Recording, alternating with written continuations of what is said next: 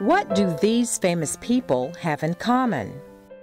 They are all survivors of breast cancer, a disease which affects 1 in every 8 women in the United States.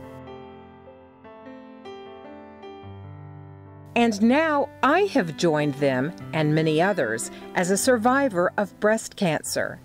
In January 2015, I had a mastectomy as the result of my breast cancer diagnosis. Fortunately, I didn't have to undergo chemotherapy or radiation treatments. After several months of healing, I had breast reconstruction surgery in May.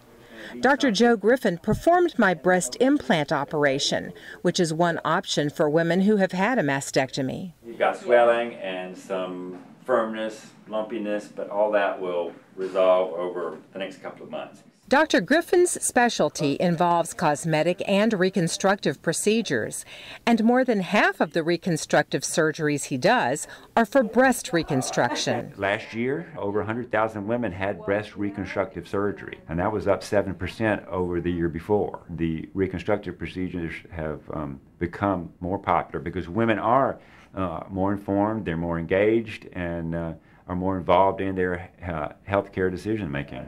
Patients have the option to get a silicone implant or to use tissue from other parts of their body to reconstruct a breast. Regardless of the choice, there are physical and psychological advantages to having reconstruction. Once that breast is restored, women look in the mirror and they look at themselves either with or without their clothes on and have a sense of a breast, and they're not reminded constantly of that mastectomy and, of course, the associated effect of the diagnosis of a cancer. I'm happy to say that I am cancer-free and doing great. I'll have one more minor operation in about a month or so, and I take a daily medication that gives me some protection from getting cancer in the other breast. But hopefully by the end of this summer, I'll be able to say that all of this experience is behind me and it's over. Because I had cancer, I met many incredible, strong women who were also survivors of this disease. Each and every one of them a warrior princess. They've encouraged and supported me, and they continue to inspire me every day. Women like Divya Jain, who was first diagnosed with breast cancer in 2002. She had surgery followed by chemotherapy and radiation treatments for many months. After that, she was cancer-free for 7 years. But then the cancer returned in the same spot. After a mastectomy, it came back in her lungs. In 2013, I went and had surgery, so I was chemo-free for a while. Then in 2014, another little spot developed, and so we did radiation in that area. And then somehow it metastasized to the brain. A genetic test showed that Divya possesses the BRCA gene, making her more susceptible to developing certain cancers. People like me, we are just genetically predisposed to produce a protein that the cancer feeds on. So I have started a medication that is just designed for people who have the ability to, so it has the ability to block the protein from production. In spite of the challenges that she has faced, Divya has a positive, optimistic outlook. I just focus on the fact that I want to stay because I want to see my daughter have a child, and I want to see my grandchild, and that's what really keeps me going. Is like you have to believe in something. You have to have something to look forward to.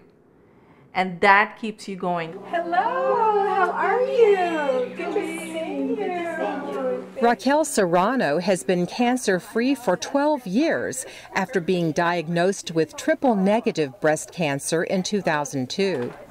As a result of her experience, she decided to put her training as a social worker to use in the field of oncology.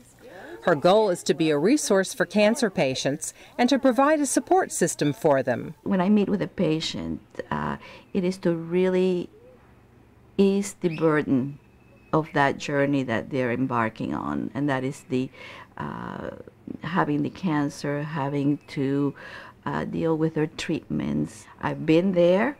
I know some of the struggles that that the patient may have, both physically, emotionally, financially, etc., and spiritually too. In addition to working with cancer patients every day at work, Raquel also coordinates a breast cancer support group.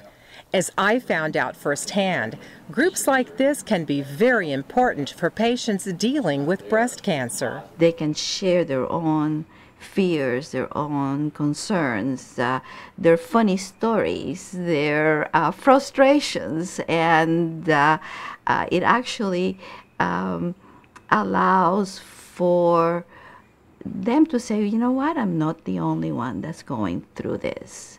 I'm not the only one that's experiencing these feelings. Right now, the field of cancer is just moving at a very fast pace in terms of developing new treatments. And so, and that creates hope. One thing I've learned is that no matter what the extent of your situation is, a breast cancer diagnosis does change you. For me, it's made me more aware of what is truly important, and it's given me a greater appreciation for all of the wonderful people in my life. In a strange way, cancer has been a gift. It's not one that I would have wished for, but it has shown me how strong I am and that I can handle anything. Because I got an early diagnosis and I had excellent care by my team of doctors, I have a very bright and healthy future ahead, and for that I am truly grateful.